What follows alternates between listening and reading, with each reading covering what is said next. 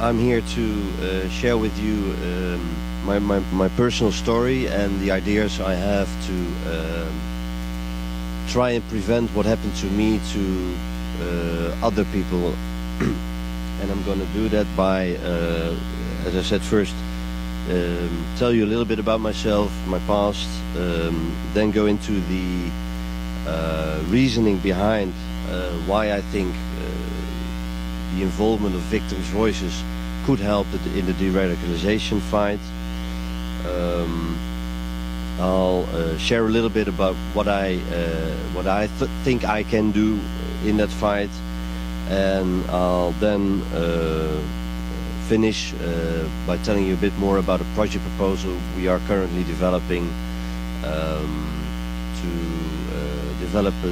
to design a blueprint for a program to involve victims of terrorism. My personal story before the bomb is basically a happy one. I had a healthy, active lifestyle with many social and sportive undertakings. You see me skiing, playing field hockey. I was happy in a serious relationship, and I was planning to start a family soon. Career-wise, I was also feeling very lucky, very happy. You see me here. Some of you might recognize some Indonesian ministers. This is Sri Mulyani. She's now working at the World Bank. I studied at Leiden University, where I did a master's in Southeast Asian Affairs and Management. After which I started working at, as Matt said, the Ministry of Foreign Affairs. Did some work in counter-proliferation of ballistic missiles. And I've been in Indonesia since 2004, where I've worked on in several positions, seeing a lot of Indonesia. I've did some post-tsunami reconstruction work. I worked as an editorial manager for a business review, and my last job was advising multinational companies on political and economical affairs in Indonesia. While in that job, and my good friend and chairman of that organization is here as well, Jim Castle in the back. We were hosting an event where the following happened, basically. And I'll just be silent for a moment. It's a 1-minute video.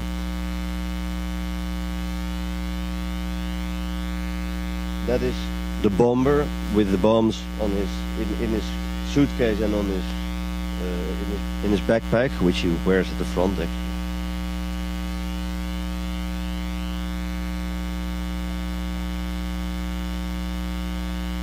We were with 18 of our clients in the lobby lounge of the Marriott in Jakarta, which is behind there, and he's walking towards that now.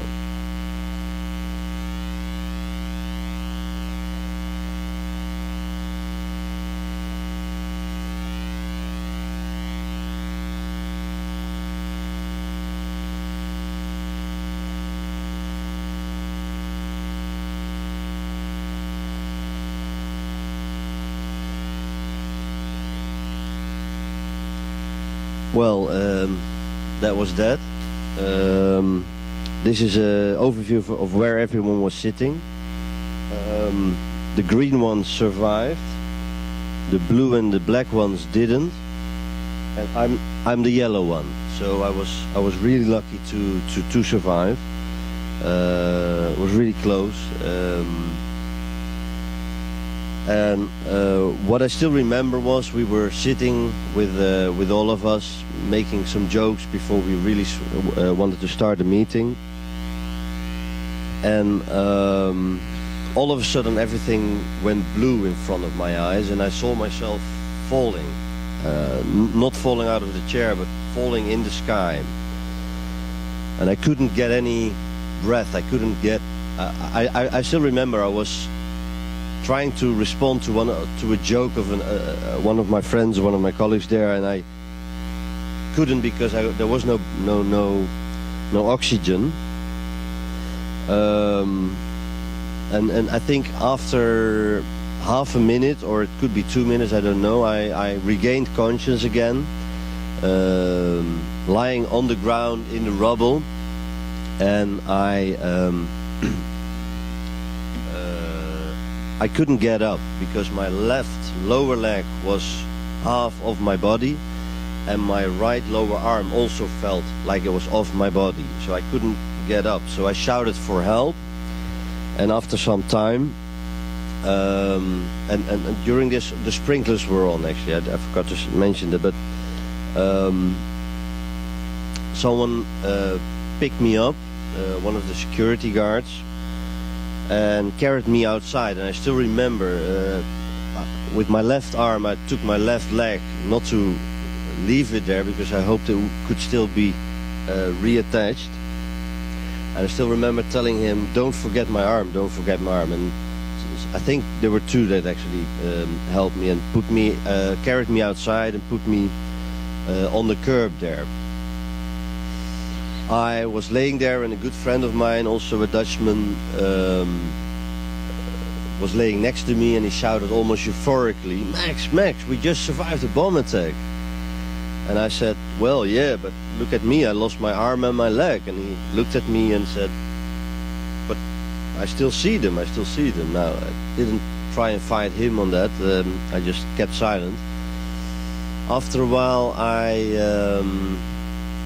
I shouted at one of the guards, I think, or police agents on the street. It was total chaos, as you can see. Where's the ambulance? Where's the ambulance? And he said that they're coming. So I, probably because I know a little bit of Indonesian, I could tell them, "No, don't wait. Get me to the hospital." So then they took one of the security guard cars, which has an open truck bin, hatchback, and put me in there together with one of my fellow victims and brought me to the hospital. I was awake the whole time,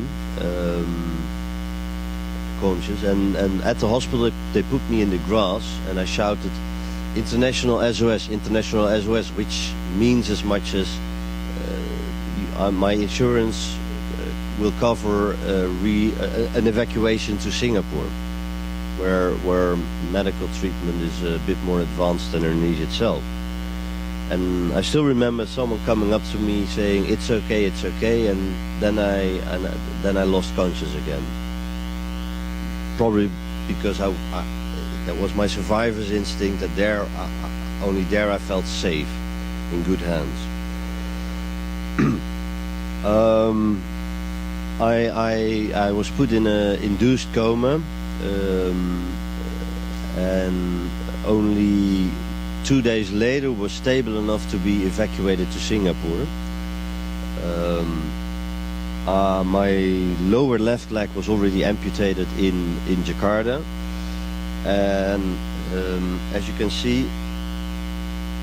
maybe in the back you can't, but here I still have my right lower leg. It's the transport to Singapore, where they took also my right lower leg and my left upper leg, which was necessary because there was no blood circulation due to the burning wounds, and I wouldn't have survived otherwise. I had several more complications. I had two collapsed lungs. I had many shrapnel complications, among which one was I've been told that the terrorists who put the bomb together in their hotel room in the Marriott took apart the TV set to take the screws and the bolts out of it and put it in the bomb to wreak more havoc. Now, one of those screws or bolts, I'm not sure, actually made it into my heart. So that was a big complication. I'm lucky because it was a Philips TV set, and it's a Dutch brand, so at least it's still Dutch made. But I had many burning wounds. Over 70% of my body had burning wounds, which is approximately, as I've been told, more or less the border where you survive or not, of which 15 to 20% was third-degree wounds. And in Singapore, they kept me in an induced coma for almost 3 weeks, with almost daily surgeries. And on the 3rd of August, the bombing was at the 17th of July. On the 3rd of August, I woke up for the first time, and I immediately remembered the bomb's aftermath. And I had only 2 questions. And my mom was sitting in front of me while I woke up. She had come over with my sisters and from Holland, while my girlfriend had come over from Indonesia. And the first question was, why would I still want to live? And the second question was, why me? And luckily my mom, a very wise woman, immediately could help me with these questions and tell me first that there would be still enough things in life to enjoy, even though I wouldn't have legs. And on the second question, that she told me that I wasn't the first and will not be the last victim of an unjust and unnecessary violent act. And actually those 2 answers really put me back into the driver's seat, so to say, of my own life again, because it really gave me the power to start fighting again. You should know I couldn't talk at this point in time yet. I was communicating with my left hand on a computer. My right hand I couldn't move, but I'll tell more about that later here. While in the beginning I was only conscious intermittently due to the anesthetics, the full seriousness of the consequences were immediately clear to me. And they resulted in many fears really for the future. I was insured, but they had a maximum on terrorist attacks, and that maximum in Singapore had been already arrived at before I woke up. So there was an insurance gap, and so there were financial worries about the medical costs. I was unsure about the degree of recovery I would obtain. What would happen to my relationship? Could I still have a family, have kids? How did the financial future and my job prospects look like? And how would my reintegration in society proceed? And could I ever return to Indonesia, the country where I lived and worked for more than 5 years at that time? Many of these questions are still unanswered, but most of them look very positively, basically. Physically, I was rather seriously hurt. Also, after waking up, I had several operations almost every other day. I slowly got off the assisted breathing through a tracheotomy. I don't know if I pronounce it well. My upper right arm here was totally destructed. I had to use an external fixator, and it had serious nerve damage. I could not feel or move it. Luckily that all came back. I can type blindly again, but at that time that was really something I was worried about.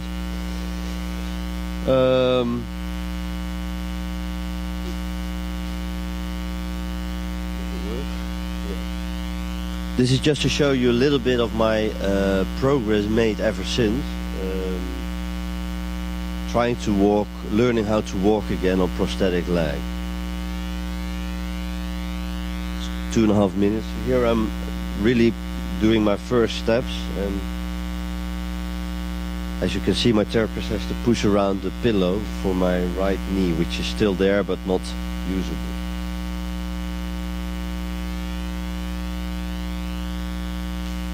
These are the first use of my custom-made sockets.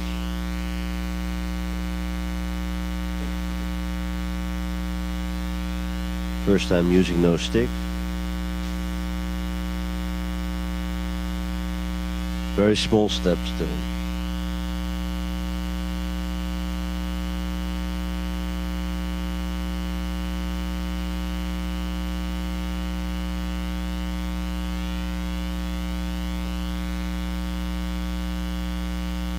I was a sporty guy and I tried to remain that. This is something we call in Europe football, you call it soccer.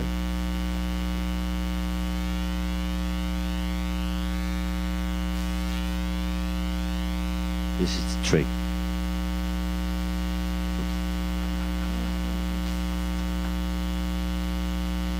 I grew a little bit here. I became 1 meter 57 centimeters. Don't know how much it is in inches.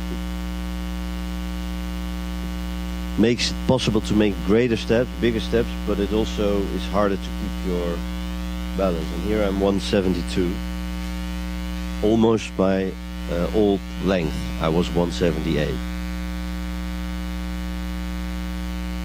It looks like I'm strolling relaxed, but putting your hands in your pockets is really hard because it is harder to keep your balance. Now this is with artificial knee joints, and they actually make me 7 centimeters larger, taller than I was before the bone, which is hard because the balance holding is really difficult. This is more or less the situation right now.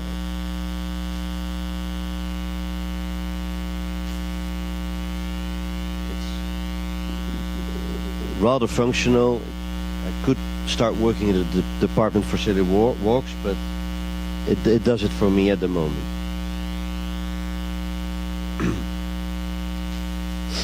Now, why do I think victims' voices could be useful and should be used in the de-radicalization fight?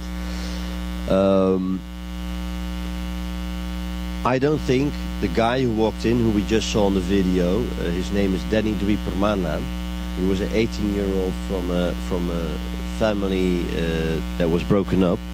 I don't think that he wanted to hurt me or any of my friends there personally. His primary aim was not to hurt me. His primary aim was to inflict pain. His primary aim was to create fear and chaos in the Indonesian society. However, he did hurt me and some of my good friends, and what I think he was more or less aware of, that it remained an abstractum for him. And I think once we can get that to become something concrete, something with a face, young, mostly boys in Indonesia, but also girls, might realize that the people they're hurting look much more like themselves than they know, than they realize beforehand. And therefore I think potential terrorists, and we obviously don't know who these are, but therefore we should point it at society at large, maybe should be confronted with the hurt and the pain that terrorists create by their actions. I do think that this should not be done in a negative and destructive way, but through a positive dialogue. So after I woke up on the 3rd of August in 2009, I immediately had this sentiment. I don't know how that comes. I had the urge to let the world know that Indonesia as a country was not at fault. I had the desire to meet the family of the bomber. I haven't acted upon that yet, but I still have it, and I had it while I couldn't talk yet. Basically I wanted to engage, but I was unaware how and where to start. And while emotionally for me it was and still is not easy, I think that the potential of preventing such acts of happening in the future does outweigh the burden that it carries for me personally. And I haven't talked to many victims, co-victims yet, about if they would be willing or not to do that, but I cannot imagine that I'm the only one with those feelings.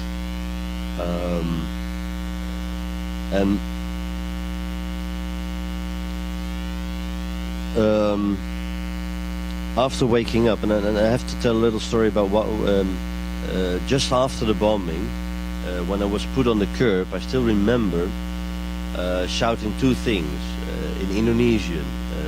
The first one being kenapa, which means why, and the second one being saya masih cinta Indonesia, which means I still love Indonesia, while I was laying on the curb half dying.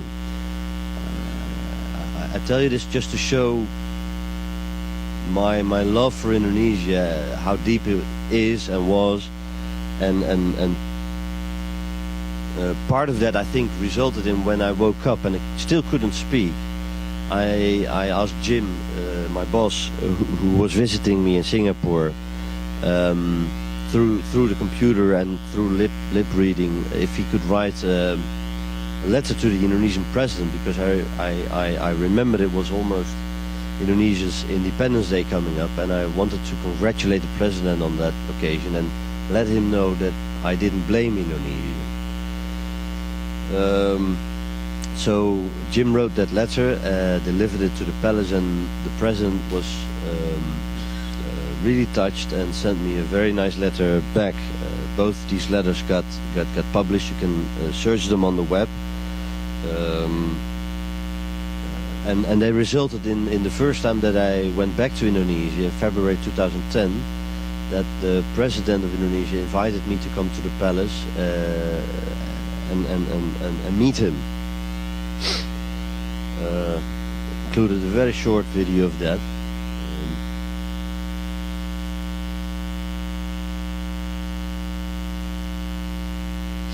Where you see the Indonesian president waiting for me, being a little bit nervous. So I like to show that to people.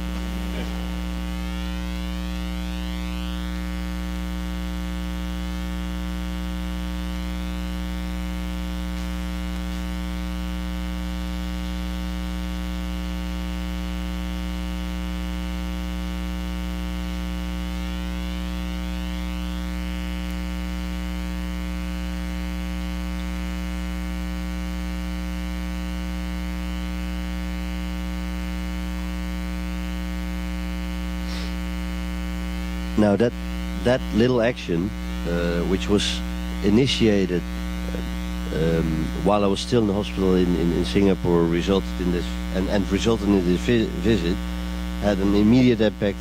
Very small, but some headlines in the newspaper, and I'll just spell them out. He may have lost his legs, but not his heart, spirit, or mind. The president saying. And the next one, in the national discourse in Indonesia, many groups use the word foreign as if it were a scourge. But Max's statement brings new understanding that many foreigners truly love Indonesia. We have to apply this understanding in our life. As said Dino Patijalal, who was then the spokesman for the president and is now the Indonesian ambassador here in DC. As a result of that visit, I was invited by Dino to visit the juvenile detention center in West Java, to speak to juvenile detainees on my experiences and give them some positive energy. And I talked there about the importance of being positive no matter how difficult the times we are facing. Told them not to dwell in self-pity. They had questions on my views on Indonesia, the reasons, the potential reasons for terrorists, and what I would say to the parents of the terrorists. But basically, as a victim, I had no clue what I was doing. So, because of that, I see a need for governments and international organizations to build structures, to channel, to help victims get involved in the de-radicalization fight. And they can do that by identifying and approaching victims if they're willing to participate. They should provide tools to victims for the dialogue on all levels, social, material, political, ideological, so they can embed the victims and their voices in existing programs and put up new programs where there's a need or potential for. Because of that, I have initiated a project proposal that we're now developing together with the International Center for Counterterrorism in The Hague and the Indonesian National Counterterrorism Agency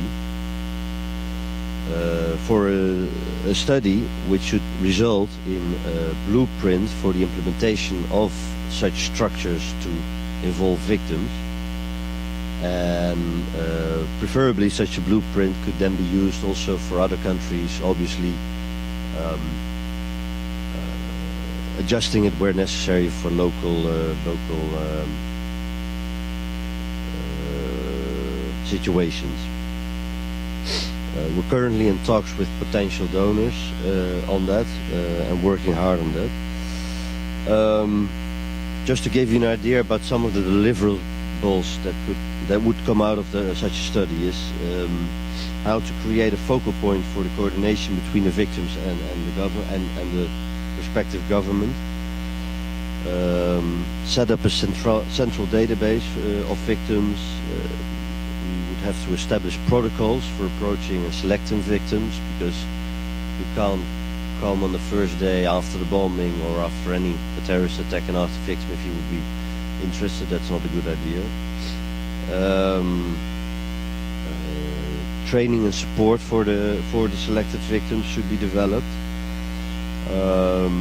It's important to not just shoot at the society at large, but try and map the areas where there's an increased risk for radicalization, so we can focus the approach and not waste resources on shooting too broadly. Then we should identify opportunities for the outreach efforts together with civil society partners that should be involved in the project. Such can be schools, madrasas, community organizations, press, etc. Especially again focused in areas where we know or suspect an increased risk of radicalization. We should inventorize existing programs and see if there's opportunity there to incorporate victims' voices, and otherwise, or additionally, we should come up with new programs where that could be possible. There should be a media strategy made, and we should also look at modalities necessary to ensure the participation of the victims, such as psychological support, family counseling, compensation for the victims for their time, etc. And lastly, we would implement the findings in a short, small pilot project to see if there's any lessons we can learn from that. That's basically what we are trying to establish at the moment, and I would love to hear any input, questions, comments from your side, by all means.